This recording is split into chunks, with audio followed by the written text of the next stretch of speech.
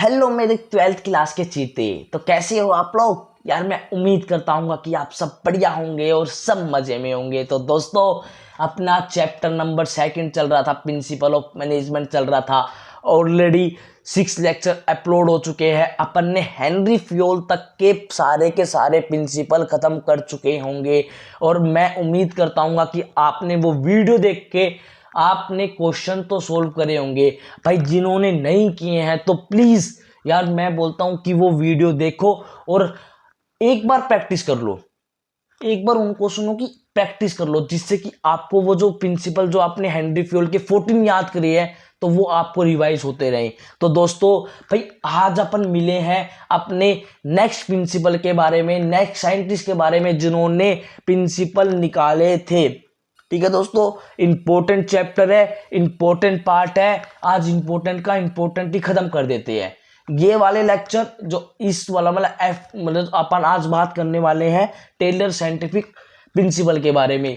ये वाला जो टॉपिक है ये 2 लेक्चर में कंप्लीट होगा। 2 लेक्चर लगेंगे इसमें कंप्लीट होने के लिए और बहुत ही बढ़िया और अमेजिंग सेशन लेके आ रहे हैं दोस्तों इसके लिए। ठीक है, तो दोस्तों इस वीडियो को अच्छी तरह ध्यान से सुनना, और जिसको नोट्स बनाने तो प्लीज भाई वो नोट्स बना सकता है, कोई दिक्कत नहीं है, कोई भी इशू नहीं है। ठीक है दोस्तों, खुद के नोट्स है मेरे, मैं खुद ही बनाता हूं। ठीक है दोस्तों, तो अपन आज का जो सेशन है स्टार्ट कर सकते हैं। Are you ready? रेडी हो तो भाई प्लीज। हाँ भाई, मेरे बच्चे हरदम रेडी रहती है। तो स्टार्ट करते हैं दोस्तों आज का जो सेशन है। तो अब वंडरफुल एंड स्वागतम दोस्तों हमारा एक अमेजिंग सा सेशन के लिए। तो अपन स्टार्ट करते हैं कि आज अपन पढ़ने वाले हैं कि टेलर के साइंटिफिक प्रिंसिपल। तो देखो दोस्तों, भाई सबसे पहले अपन बात तो कर रहे हैं यार टेलर यार, उसके बारे में कुछ ना कुछ तो नॉलेज होनी चाहिए यार। मान लो, देखो बुरा मत मानना, कोई बोल दे, आप बोलते हो सर हमें ना JW टेलर का प्रिंसिपल याद है। यार आपसे कोई अननोन पूछ ले कि यार JW टेलर कौन था, आप तो चुप हो जाओगे। आप बोलोगे हमें प्रिंसिपल पता है यार, उसके बारे में थोड़ी थोड़ी तो उसकी जो ऑटोबायोग्राफी है वो तो थोड़ी थोड़ी याद होनी चाहिए। भाई क्या नाम था, कहाँ से था, कहाँ उसका जन्म हुआ, कब उसकी मृत्यु हुई, भाई क्यों, मतलब ये सब चीज तो उसको बेड़ा होनी थी। तो अपन इस लेक्चर में ये वाला कंप्लीट करेंगे। ये वाला बेसिक लेक्चर है। ठीक है, ये वाला क्या है, बेसिक लेक्चर। तो दोस्तों स्टार्ट करते हैं। तो इसमें क्या बोलते हैं, देखो JW Taylor is a mechanical engineer by profession. तो क्या है, जो JW है ना वो क्या है, एक मैकेनिकल इंजीनियर था प्रोफेशन से। ठीक है ना। अब he was an American based citizen. वो क्या था, अमेरिकन बेस्ड सिटीजन था।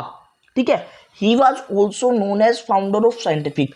वो कौन था, फाउंडर ऑफ साइंटिफिक था। MCQ गोल्ड पूछा भी जा सकता है भाई, CBSE के एडिशनल क्वेश्चन में ये वाला MCQ लिखा हुआ है। और मैं आपको एक बात बता देता हूं भाई, आप पूरी चाहे NCERT पढ़ के चला जाना, पूरी NCERT पढ़ के आप पास हो जाओगे। बट अगर जिसने ड्रीम बना रखा है ना कि भाई मेरे को 80 में से 75 चाहिए, तो आपको उसके एडिशनल IC जो CBSE के जो एडिशनल पॉइंट्स है ना उसको भी पढ़ना पड़ेगा। और मैं अभी भी बोलता हूं कि मार्केट में कोई भी एडिशनल पॉइंट कोई नहीं बेच सकता, कोई भी नहीं सेल करता। दोस्तों मैं मेरे नोट्स में लेके आ रहा हूं, तो प्लीज उसको हाईलाइट कर लो, या फिर जो मेरे साथ साथ नोट्स बना रहे हो तो उसमें हाईलाइट कर लो। नहीं तो मैं जो बोल रहा हूं ना भाई उसको तो लिख लो। और सब को आपको मोस्टली प्रोबेबिलिटी बुक में मिल जाएगी वो चीजें, बट जो मैं बोल रहा हूं भाई ये इंपॉर्टेंट है, तो इसको तो प्लीज मार्क करते चलो। ठीक है दोस्तों, तो भाई क्या जो JW टेलर था ना वो किसका फाउंडर था, साइंटिफिक का, मतलब साइंटिफिक का फाउंडर था। भाई वो कब बोर्न हुआ था, उनका जन्म कब हुआ था, March 20 1856 में उनका जन्म हुआ था। ठीक है ना। उनकी डेथ कब हुई थी, March 21 1915 को उनकी डेथ हो चुकी थी। ठीक है ना। अब अपन बात करते हैं साइंटिफिक मैनेजमेंट। क्या, scientific management is an important stream of the earlier school of thought named as classical school. मतलब जो साइंटिफिक जो मैनेजमेंट थी ना वो पहले स्कूल, मतलब अर्लियर जो अर्लियर स्कूल है ना उनके लिए इम्पोर्टेंट थी, मतलब अर्लियर जो उनके लिए इम्पोर्टेंट थी, जिनको अपन क्या कहा करते थे, क्लासिकल स्कूल। ठीक है दोस्तों, he was also known as the leader of industrial efficiency.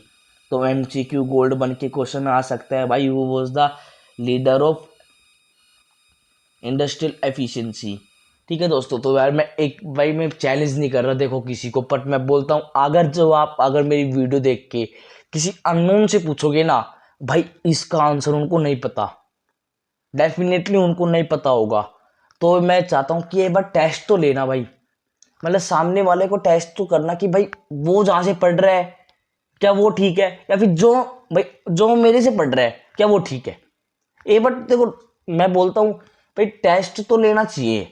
चाहे अगर मैं गलत हूं तो मेरे कमेंट सेक्शन में बोल देना कि भैया आप गलत पढ़ा रहे हो, अगर मैं सही हूं तो आप कमेंट सेक्शन में ये भी लिखना कि हाँ आप कुछ एडिशनल पढ़ा रहे हो, कुछ नया पढ़ा रहे हो हमें। ठीक है दोस्तों, अब उसको नेक्स्ट पॉइंट क्या बोलता है, he was keen to reshape the factory system of production. मतलब वो एक कीन मतलब रीशेप, मतलब फैक्ट्री अगर मान लो भाई खराब हो पर प्रोडक्शन नहीं कर रही ना, तो उनको एक अच्छा एक रीशेप करने के लिए उनके पास अलग अलग कुछ टेक्निक थी। ठीक है दोस्तों, he was very known for his article published in 1991 name as the principle of scientific management. देखो भाई ये भी पूछा जा सकता है प्रिंसिपल ऑफ साइंटिफिक मैनेजमेंट कौन से आर्टिकल, मतलब आर्टिकल किसने लिखा था, जेडब्ल्यू टेलर ने लिखा था, जो कि पब्लिश कब हुआ था 1991 में। ये क्वेश्चन पूछा जा सकता है सीबीएसई के थ्रू। ठीक है दोस्तों, और आपको पता ही है कि अपन उनको जवाब नहीं बोल सकते कि यार ये क्वेश्चन तो हमारी बुक में नहीं है, नो नहीं बोल सकते, क्योंकि वो बोर्ड एग्जाम है भाई। वो सोचते हैं कि आपने सब कुछ पढ़ा है, वो नहीं सोचते कि भाई आपने बस ओनली एनसीईआरटी, नहीं वो नहीं भाई, उनका नहीं है भाई मकसद कि आपने एनसीईआरटी पढ़ देना है भाई, वो सोचते हैं कि आपने कंप्लीट पढ़ा है उसके बारे में। ठीक है दोस्तों, तो ये भी एमसीक्यू बन के आ सकता है। ठीक है दोस्तों, अब he was the first one two introduce price rate based system. ये एक पहले लौते आदमी थे जिन्होंने प्राइस रेट बेस्ड सिस्टम को इंट्रोड्यूस किया था। यहाँ तक अगर समझ में आया तो प्लीज़ वीडियो को लाइक कर देना, कमेंट भी करना और शेयर भी करना दोस्तों। अब अपन आगे पढ़ते हैं कि he was also known for he scientific technique name as time and motion study. भाई एक साइंटिफिक टेक्निक भी बनाई थी उन्होंने जिनका नाम टाइम एंड मोशन स्टडी है। आगे पढ़ेंगे अपन इसको डिटेल में। ठीक है, he write various book like shop floor which was very famous at that time. मतलब उन्होंने एक बुक भी लिखी है, देखो ये कोई मैंडेटरी नहीं है बट भाई अपन को पता होना तो चाहिए ना। भाई उन्होंने एक कौन सी बुक लिखी थी, शॉप फ्लोर, जो कि उस टाइम की बहुत ही फेमस बुक मानी जाया करती थी। ठीक है भाई, अब JW Taylor was also known as father of scientific management, MCQ gold. ठीक है ना भाई, who was the father of scientific management, JW Taylor. ठीक है ना, अब बात करते हैं अपन प्रिंसिपल ऑफ साइंटिफिक मैनेजमेंट के बारे में। ठीक है दोस्तों, तो प्लीज ध्यान से सुनना, इंपॉर्टेंट है। At the very beginning of industrial revolution there is no theory or principle to manage the factory organisation. देखो भाई, रिवोल्यूशन के टाइम, इंडस्ट्रियल रिवोल्यूशन के बाद में, मतलब उसके मतलब बिगिनिंग जब हुआ था, जब अपने पास ना तो कोई थ्योरी थी और ना कोई प्रिंसिपल था कि अगर मान लो मेरे को भाई मान लो जिसको फैक्ट्री लगानी थी ना, या फिर जिसको फैक्ट्री ऑर्गेनाइजेशन चलाना था ना, उसके लिए कोई भी प्रिंसिपल और थ्योरी नहीं था। ठीक है, इतना समझ में आया। All the manager, owner and management their problem which occurred during the factory work by their personal judgment. This is known as rule of thumb. देखो उस टाइम क्या करा करते थे, कोई भी मैनेजर हो, जो फिर ओनर हो, या फिर कोई मैनेजमेंट का बंदा हो ना, अगर मान लो जो अगर कोई रूल, मतलब कोई भी अगर उनको जरूरत हुआ करती ना, जिस प्रिंसिपल की जरूरत होती है ना, वो हाथों हाथ हैंड टू हैंड इम्प्लीमेंट कर दिया करते थे। उसको बोला जाता था rule of thumb. Rule of thumb, मान लो जैसे कि उस टाइम, मान लो एक एग्जांपल लेते हैं भाई, मान लो उस टाइम मैंने एक कंपनी खोली और देख रहा हूँ कि भाई जो एम्प्लॉयज है ना, यार मतलब वो है ना, मतलब थोड़े सस्ते मतलब एम्प्लॉयज है ना, वो अच्छे से काम नहीं कर रहे। तो मैंने क्या कर दिया, हैंड टू हैंड उनको है ना, मतलब एम्प्लॉयज के लिए कुछ ना कुछ स्ट्रेटेजी बना दी कि मैंने जो कुछ ना कुछ भाई उनकी वेजेस बढ़ा दी। मतलब ऐसे मतलब हैंड टू हैंड ही बना रहे थे भाई, रूल ऑफ थंब उसको बोला जाता है, रूल ऑफ थंब। ठीक है ना, मतलब all the manager owner management their problem with occur during the factory work by their personal judgement. भाई वो अपनी पर्सनल जजमेंट से है ना एक रूल बना दिया करते थे, जो जो उनको अच्छा लगा रहता, मतलब जो भी उसको फेस हुआ था, जो प्रॉब्लम उनको फेस हुआ करती, तो उससे related hand to hand personal judgement देके एक रूल बना दिया करते थे, उसको कहा करते थे rule of thumb, rule of thumb. Okay, अब rule of thumb means to handle the situation when they occurred, but there is a limitation of hit and trial। अब रूल ऑफ थंब क्या आता है, वो सिचुएशन भाई जो उसको handle करना, बोलो उस सिचुएशन को हैंडल करना जो कि अकर हो चुकी है, जो कि अकर हो चुकी है, but there is a limitation of hit and trial. भाई मान लो आज अपन ने वो रूल एंड रेगुलेशन या फिर वो प्रिंसिपल लगा दिया, तो क्या पता भाई आगे जाके मतलब थोड़ा से मतलब थोड़ा आगे जाएं अपन, थोड़े फ्यूचर में जाएं, क्या पता कि वो रूल एंड रेगुलेशन सही थी या नहीं थी। मान लो भाई उस टाइम एम्प्लॉयज की सैलरी कम थी, तो मैंने उनका सैलरी बढ़ा दी, मैंने उनकी सैलरी बढ़ा दी, और भाई मैं बाद में देखता हूं कि जो मेरा प्रॉफिट है ना वो बहुत कम हो गया। भाई प्रॉफिट अगर कम हो गया तो ऑब्वियसली जो मेरे जो गोल थे वो अचीव हुए नहीं हुए ना। तो यही बताता है कि भाई वो हिट एंड ट्रायल थे। क्या पता भाई हिट मतलब भाई वो जो प्रिंसिपल लगाया वो सुटेबल हो गया उसकी ऑर्गेनाइजेशन के लिए, और वो अच्छा बन गया तो पहुंच गया आगे।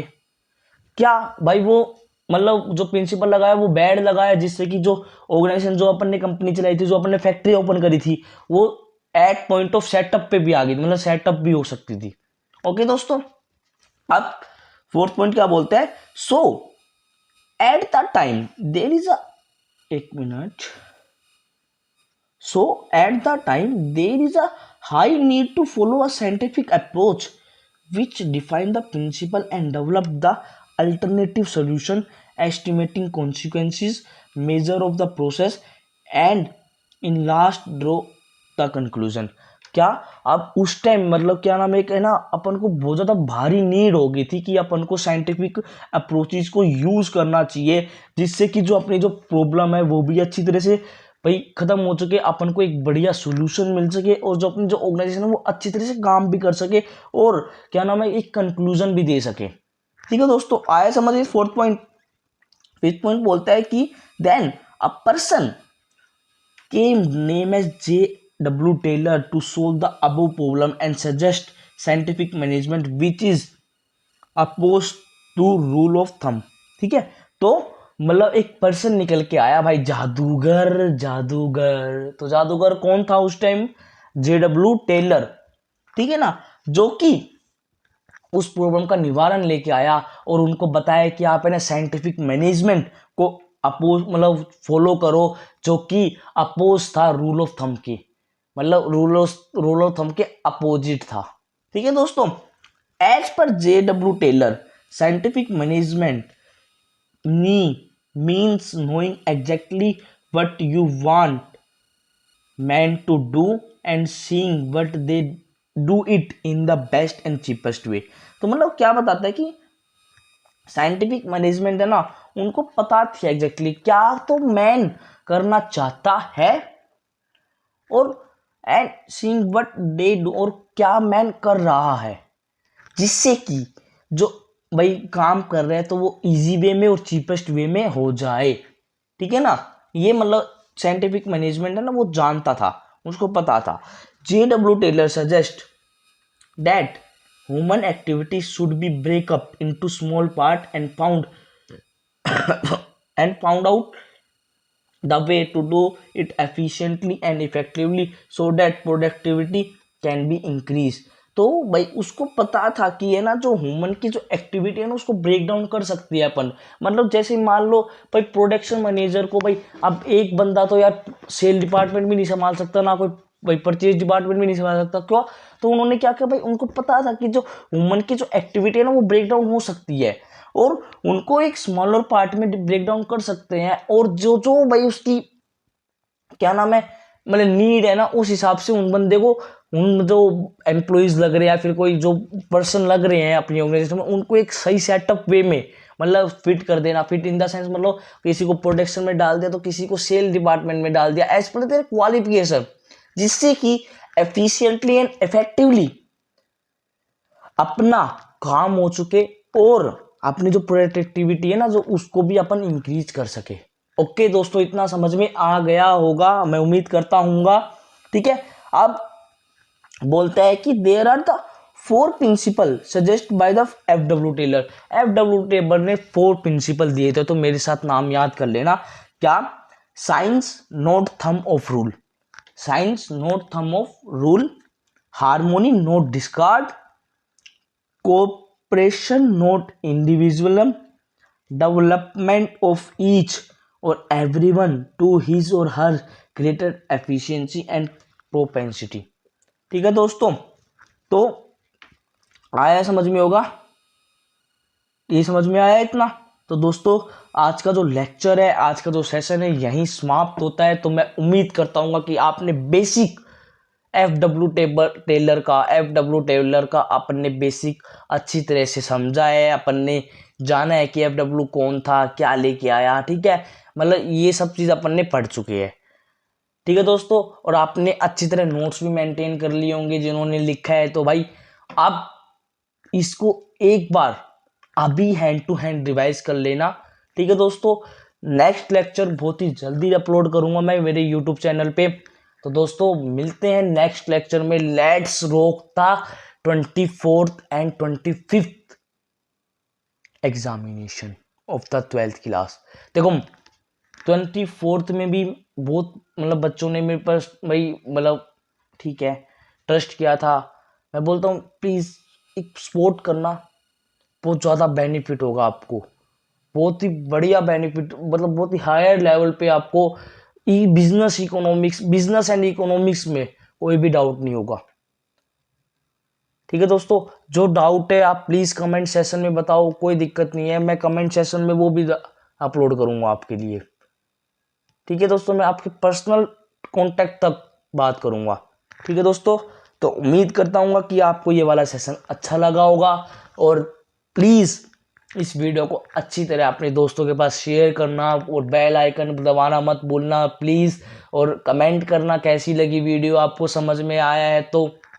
ठीक है, तो दोस्तों मिलते हैं नेक्स्ट वीडियो में। और हाँ, अपनी मेहनत को स्टार्ट करते रहना, डू नॉट गिव अप।